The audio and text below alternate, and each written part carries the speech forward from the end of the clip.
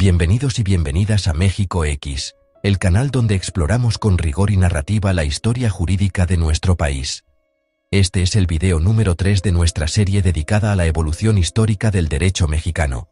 En los videos anteriores, abordamos los orígenes jurídicos en el México prehispánico y los fundamentos legales implantados durante la conquista y el régimen virreinal. Hoy, avanzamos hacia un momento crucial: la transición del derecho colonial al derecho independiente. Exploraremos cómo se transformaron las instituciones, las leyes y los ideales jurídicos en medio del nacimiento de una nueva nación, México. De la colonia a la independencia, ruptura y continuidad. La independencia de México en 1821 no implicó un corte inmediato con la estructura jurídica del virreinato. Si bien el poder político pasó de manos españolas a criollas, muchas de las instituciones coloniales se mantuvieron vigentes, al menos en los primeros años. La legalidad heredada de España no desapareció de un día para otro. Ignacio Burgoa Orihuela advierte que más que una ruptura radical, lo que se vivió en el México independiente fue una evolución jurídica con elementos de continuidad.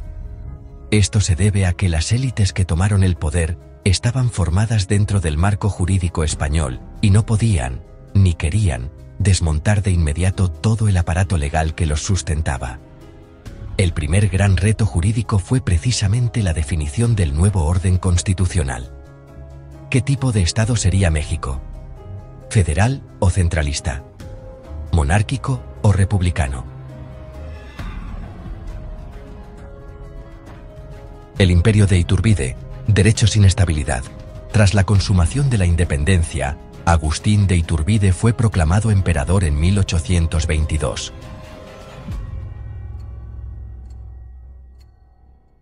Durante su breve reinado, se intentó construir una estructura jurídica que respaldara el nuevo imperio, pero la falta de consenso y la inestabilidad política impidieron el desarrollo de un cuerpo normativo sólido. Durante el Imperio de Iturbide, se promulgó el llamado Reglamento Provisional del Imperio Mexicano, un documento normativo que en la práctica careció de fuerza efectiva.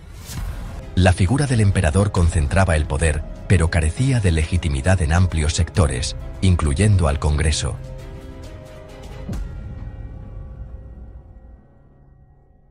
Luis Garrido señala que esta etapa fue jurídicamente ambigua. Un intento de adaptar el absolutismo borbónico al nuevo escenario mexicano, sin lograrlo del todo. En ese contexto, se hizo evidente la necesidad de una constitución legítima y funcional. La Constitución de 1824, fundamento del México republicano. La caída del imperio dio paso a la formación de una república federal. En 1824 se promulgó la primera Constitución Federal de los Estados Unidos Mexicanos, inspirada en la Constitución de Cádiz, 1812, y sobre todo, en el modelo constitucional de Estados Unidos. Esta Carta Magna estableció una república federal, con división de poderes, soberanía estatal y un Congreso bicameral. Era una ruptura clara con el modelo monárquico, pero aún conservaba muchas prácticas del régimen virreinal, como el predominio del catolicismo como religión oficial. La Constitución de 1824 es fundamental para entender la evolución jurídica mexicana. Marcó un antes y un después al consagrar principios como la soberanía popular, la división de poderes, el federalismo, los derechos individuales incipientes. Sin embargo, el problema fue su falta de aplicación efectiva. Como señala Burgoa, el derecho escrito y el derecho real no siempre coincidieron. Las leyes eran progresistas, pero el país carecía de una estructura institucional capaz de hacerlas valer. La lucha entre federalismo y centralismo. Durante las décadas siguientes, México osciló entre modelos jurídicos federalistas y centralistas. Las constituciones se sucedían. 1836, 1843, 1857. Cada una reflejaba una visión distinta del poder. Constitución de 1857, uno de los textos más avanzados del siglo XIX, restableció el federalismo y consagró derechos individuales como la libertad de expresión, de prensa y de conciencia. Esta constante inestabilidad refleja un problema estructural del derecho mexicano decimonónico, la falta de continuidad institucional. Como apunta Luis Garrido, el país vivió un largo conflicto entre el derecho como ideal y el derecho como instrumento de poder. Las leyes de reforma, modernización jurídica. Entre 1855 y 1860, bajo el liderazgo de Benito Juárez y los liberales, se promulgaron las leyes de reforma, una serie de normas que transformaron radicalmente el orden jurídico mexicano. Entre las más importantes están: Ley Juárez, 1855. Eliminó los fueros eclesiásticos y militares. Ley Lerdo, 1856. Desamortización de bienes eclesiásticos. Ley Iglesias, 1857. Regulación de los cobros eclesiásticos. Estas leyes marcaron una ruptura con el viejo orden colonial y sentaron las bases de un Estado laico, con separación clara entre Iglesia y Estado. También reflejaron una nueva visión del derecho, como instrumento de modernización social. La Constitución de 1857, ya mencionada, fue la culminación de este proceso. Sin embargo, provocó una violenta reacción conservadora, que desembocó en la Guerra de Reforma, entre 1858 y 1861, y posteriormente, en la Intervención Francesa.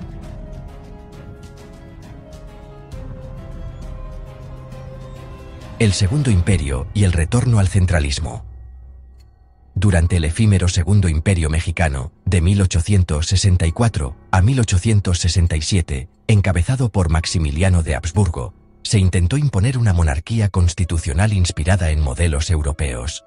Maximiliano promulgó estatutos imperiales y decretos que buscaban conciliar el pensamiento liberal con formas monárquicas. Sorprendentemente, muchas de sus leyes eran más progresistas que las conservadoras mexicanas. Por ejemplo, reconocía la libertad de cultos y la secularización del Estado. No obstante, como toda norma impuesta por un poder extranjero, su legitimidad era nula ante gran parte de la población. Al caer el imperio, el orden republicano fue restaurado con fuerza por Benito Juárez. El porfiriato, derecho y autoritarismo. Con la llegada de Porfirio Díaz al poder en 1876, se consolidó una etapa de estabilidad institucional, pero bajo un régimen autoritario. El porfiriato fue una paradoja jurídica. Hubo códigos modernos, tribunales organizados, leyes civiles y penales bien estructuradas, pero todo subordinado a un poder centralizado. Durante esta etapa, se promulgaron códigos fundamentales. Código Civil de 1870 y su versión de 1884. Código Penal de 1871. Leyes mercantiles, laborales y administrativas. El orden jurídico fue modernizado, pero al servicio del control político. Como escribe Burgoa, la legalidad porfirista era más una forma que una sustancia.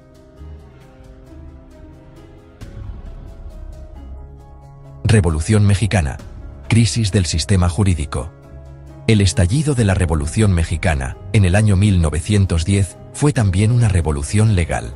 La Constitución de 1857 había quedado rebasada ante las nuevas demandas sociales: tierra, trabajo, educación, justicia. Los movimientos de Madero, Zapata, Villa y Carranza, aunque distintos, coincidían en la necesidad de transformar el marco legal. La Constitución de 1917 fue el resultado de esa exigencia histórica.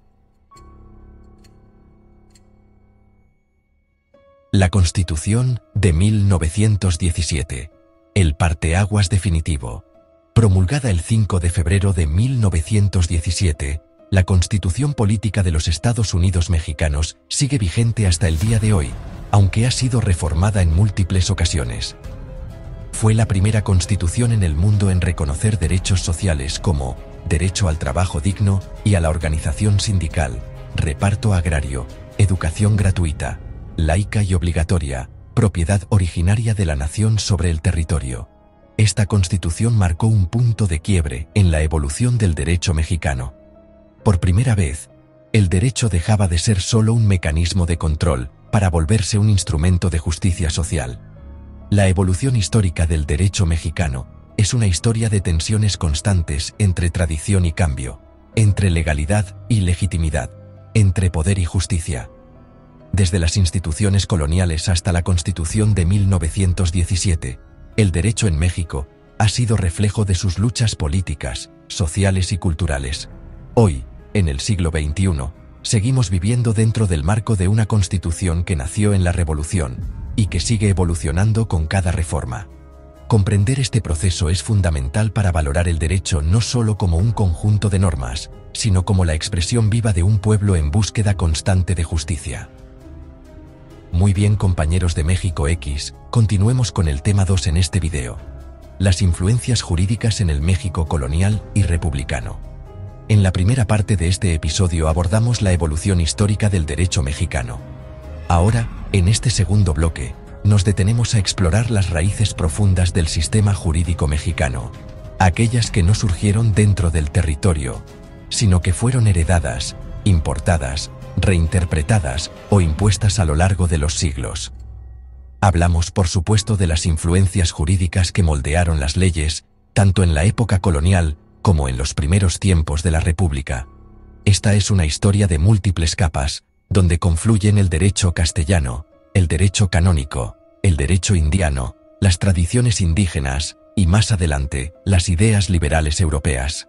Entender esta amálgama es crucial para comprender por qué el derecho mexicano es como es. Híbrido, contradictorio, pero también profundamente arraigado en la historia.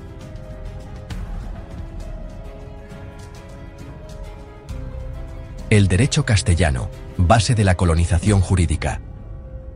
La principal influencia sobre el derecho mexicano colonial provino del derecho castellano. En el siglo XVI, cuando se inicia la conquista y colonización del territorio que hoy es México, Castilla ya contaba con una larga tradición jurídica, que incluía normas visigodas, romanas, feudales y reales. El instrumento más importante de esta etapa fue el Ordenamiento de Alcalá, emitido por Alfonso XI en el año 1348. Posteriormente, la recopilación conocida como las Siete Partidas, redactada en el siglo XIII por el rey Alfonso XVIII el Sabio, se convirtió en un cuerpo normativo central. Las partidas eran un compendio de derecho romano, canónico y feudal, ordenado en 7 libros que abarcaban desde temas civiles hasta cuestiones religiosas. Estas disposiciones, junto con el ordenamiento real de Castilla y las leyes de Toro, formaron la base legal que los conquistadores trajeron consigo al Nuevo Mundo. Pero esta legislación no fue simplemente trasladada y aplicada sin más. Hubo una necesidad constante de adaptarla a la realidad americana. Un mundo social, económico y religioso, muy distinto al europeo. Derecho indiano. Un derecho hecho para América. De esa necesidad surgió un sistema jurídico propio, el derecho indiano. Este no fue un cuerpo legal único, sino una vasta colección de leyes, cédulas, pragmáticas y provisiones emitidas por la corona española, con el fin de regular sus dominios ultramarinos. El derecho indiano tenía una naturaleza casuística, es decir, se iba creando conforme surgían situaciones nuevas en las colonias. Uno de los documentos más importantes de este sistema fue la recopilación de leyes de los reinos de las Indias, publicada por primera vez en el año 1681.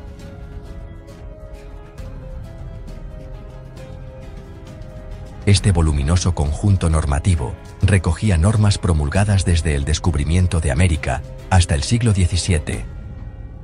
El derecho indiano se caracterizaba por reconocer las particularidades locales, como los usos y costumbres indígenas, combinar fuentes diversas, incluyendo el derecho castellano, canónico y real, crear instituciones específicas, como el cabildo, el virrey, la audiencia y el Consejo de Indias.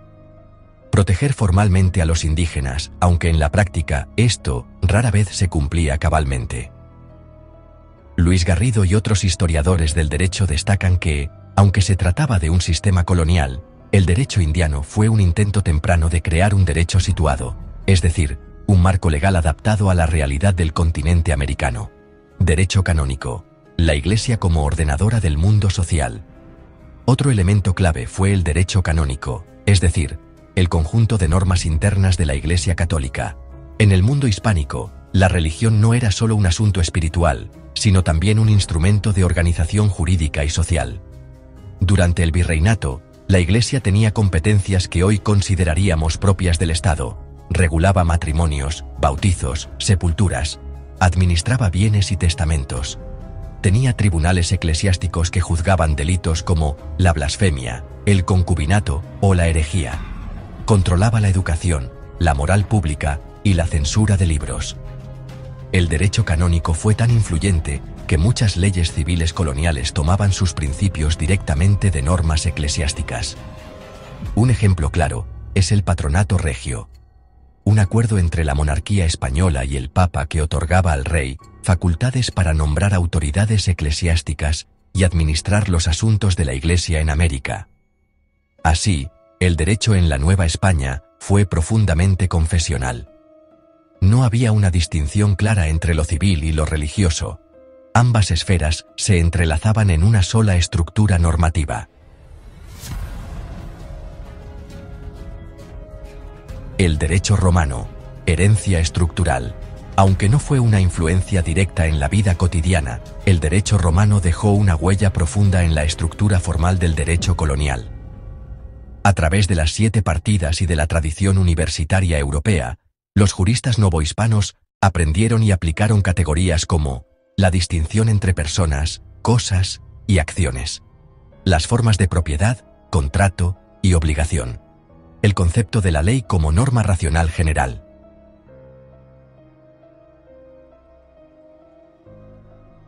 Los estudios de Ignacio Burgoa Orihuela subrayan que esta base romanista perduró incluso hasta el siglo XX, especialmente en la codificación civil y mercantil. El derecho romano fue, por así decirlo, el esqueleto lógico del derecho novohispano.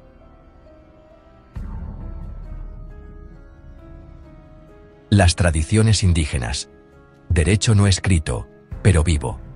Un aspecto frecuentemente olvidado es la influencia de los sistemas normativos indígenas, particularmente en el nivel local y comunitario.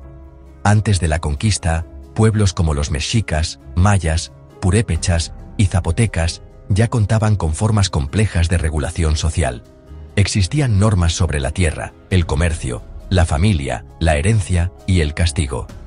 Tras la llegada de los españoles, muchas de estas prácticas no desaparecieron, sino que fueron toleradas o integradas parcialmente en el nuevo orden legal. El sistema de usos y costumbres, por ejemplo, fue reconocido en cierta medida, especialmente en el ámbito de la justicia comunitaria. Incluso en los siglos XIX y XX, algunas comunidades indígenas continuaron administrando justicia de manera autónoma, al margen del sistema estatal. Hoy en día, la Constitución reconoce explícitamente el derecho indígena como parte del pluralismo jurídico mexicano. Influencias liberales en el México republicano. Con la independencia y la fundación del Estado mexicano, nuevas corrientes jurídicas comenzaron a cobrar fuerza. Entre ellas, destacan las influencias liberales provenientes de Francia, Estados Unidos e Inglaterra. A partir del siglo XIX, el derecho mexicano empezó a adoptar principios como la soberanía popular, la separación de poderes, los derechos individuales, la igualdad jurídica ante la ley, la libertad de conciencia y de culto. Estas ideas llegaron a México a través de múltiples vías. La Revolución Francesa, con su Declaración de los Derechos del Hombre y del Ciudadano. La Constitución de los Estados Unidos, con su modelo federal y su sistema de pesos y contrapesos. El liberalismo inglés, que influyó en cuestiones económicas y parlamentarias. La Constitución de 1824 ya refleja muchas de estas influencias. Pero fue con la Constitución de 1857 y después, con la de 1917, que el derecho mexicano se transformó profundamente, incorporando no solo garantías individuales, sino también derechos sociales. La codificación. Influencias francesas e italianas. Durante el siglo XIX, México participó en el fenómeno de la codificación jurídica, una tendencia europea que buscaba ordenar las leyes en cuerpos coherentes y sistemáticos. La principal inspiración fue el Código Napoleónico, promulgado en Francia en 1804. México elaboró sus propios códigos civiles, penales, mercantiles y procesales. Algunos de ellos adoptaron directamente modelos franceses, mientras que otros recurrieron al derecho italiano o alemán como referencia. Por ejemplo, el Código Civil de 1884 tuvo fuerte influencia francesa. El Código Penal de 1903 se inspiró en corrientes positivistas italianas.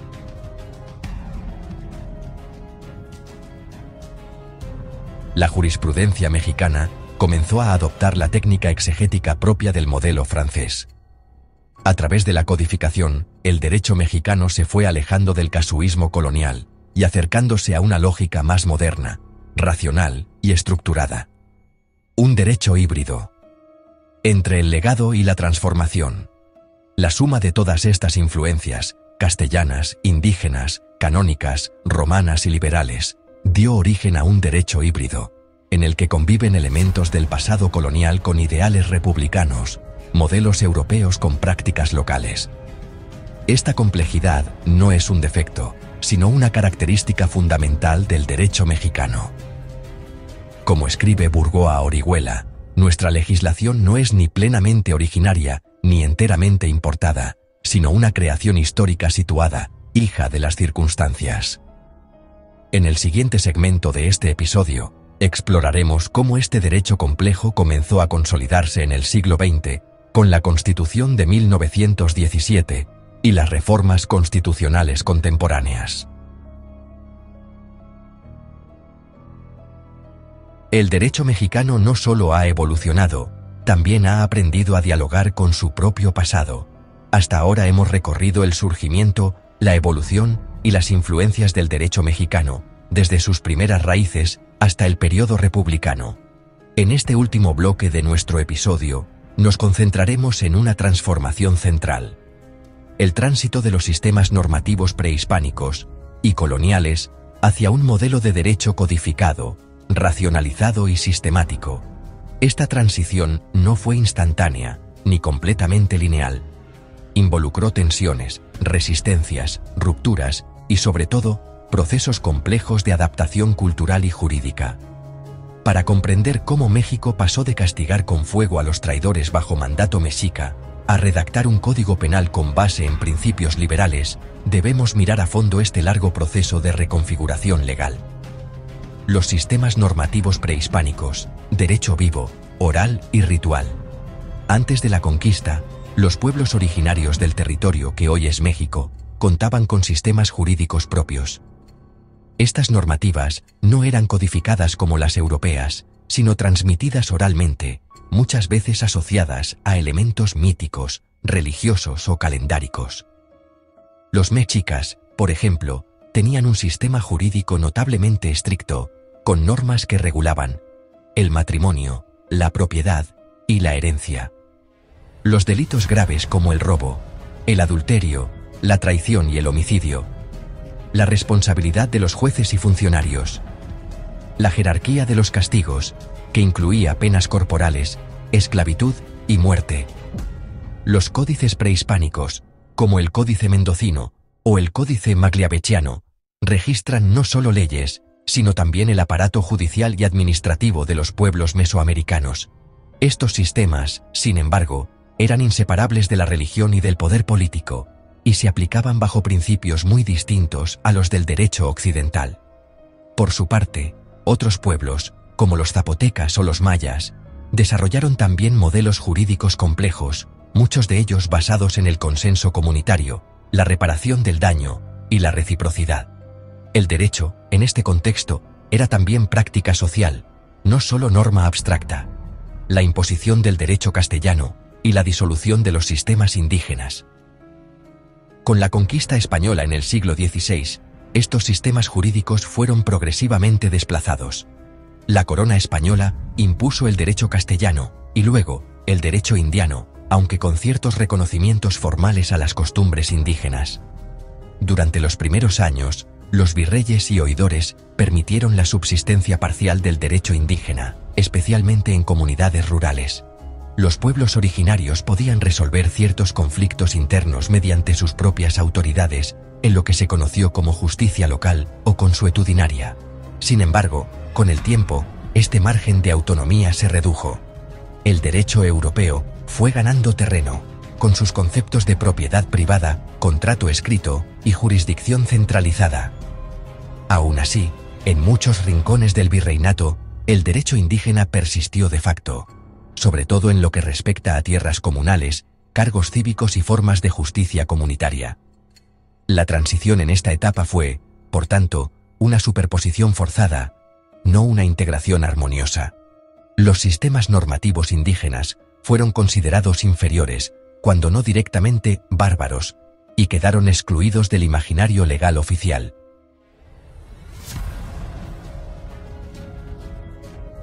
De la independencia a la codificación, la búsqueda de orden jurídico nacional.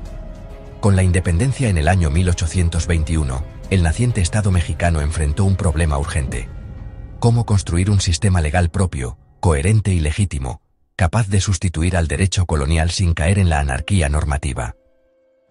La solución que se adoptó fue clara: imitar el modelo de codificación europeo, en particular, el francés.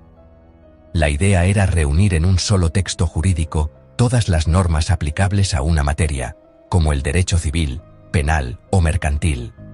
Este proceso de codificación tuvo tres grandes objetivos: unificar el sistema jurídico del país, racionalizar las leyes bajo principios ilustrados, legitimar el poder del nuevo Estado republicano. La codificación implicaba, además, un corte radical con los sistemas normativos tradicionales, tanto indígenas como coloniales. Se abandonaba el casuismo, la oralidad, la pluralidad legal. A cambio, se proponía un derecho uniforme, escrito, general y secular. Códigos modernos. De 1840 a 1910. El primer gran intento de codificación en México fue el Código Civil de 1840, elaborado por el jurista Andrés Quintana Roo. Aunque no llegó a implementarse plenamente, sentó las bases para futuras iniciativas. Posteriormente, se promulgaron varios códigos fundamentales. El Código Civil de 1884, influido por el modelo francés. El Código Penal de 1903, con rasgos positivistas e italianizantes. El Código de Comercio de 1889, que regularía la naciente economía nacional. Estos textos supusieron un cambio estructural en la forma de entender el derecho. Ya no se trataba de responder a casos individuales según la costumbre o la moral cristiana, sino de aplicar normas generales, impersonales, escritas y abstractas, propias del modelo liberal burgués. Al mismo tiempo, la codificación sirvió para marginalizar aún más los derechos indígenas. La legislación moderna no reconocía los usos y costumbres, ni la autonomía local. El proyecto de nación implicaba, en términos jurídicos, la homogeneización legal. La Constitución de 1917, el retorno del derecho situado. Sin embargo, la Revolución Mexicana vino a cuestionar este modelo excluyente. Con la promulgación de la Constitución de 1917, México se convirtió en el primer país del mundo en incluir derechos sociales en su Carta Fundamental. Esta Constitución no solo representó un cambio de paradigma en lo político, sino también en lo jurídico. Por primera vez, el derecho mexicano comenzó a reconocer la diversidad social y económica del país. Algunos ejemplos. El artículo 27 reconocía la propiedad comunal de la tierra, una figura fundamental para los pueblos indígenas. El artículo 123 regulaba los derechos laborales, como la jornada de 8 horas y el salario mínimo. La idea de interés social comenzó a prevalecer sobre la propiedad privada absoluta. Desde entonces, el derecho mexicano ha iniciado un camino de reconciliación entre modernidad jurídica y realidades sociales diversas.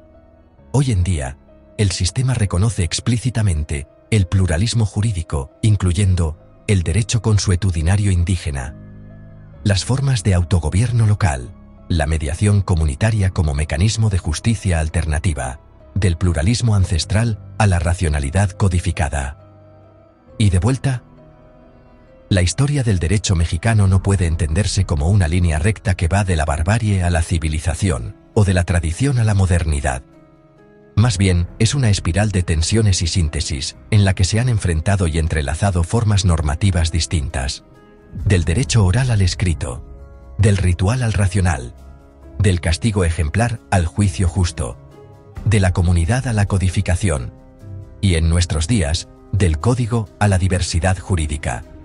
Hoy, México cuenta con una estructura jurídica moderna, compleja y técnica, pero también reconoce, al menos en principio, la riqueza normativa de sus pueblos originarios y la necesidad de construir un derecho más justo, más plural, más humano. Como dijo alguna vez Ignacio Burgoa Orihuela, la ley no es solo un conjunto de normas, sino la expresión de una historia, de una cultura y de una conciencia social que no puede ignorarse sin empobrecerla. Con esto concluimos el episodio número 3 de México X. En este recorrido, hemos explorado 1. La evolución histórica del derecho mexicano. 2. Las influencias jurídicas del periodo colonial y republicano. 3. La transición de sistemas normativos prehispánicos hacia la codificación moderna. Gracias por acompañarnos en este viaje jurídico e histórico. Si este contenido te resultó útil o interesante, no olvides suscribirte al canal, dejar tus comentarios y compartir este episodio. Hasta el próximo capítulo, donde seguiremos desentrañando la historia del derecho en México.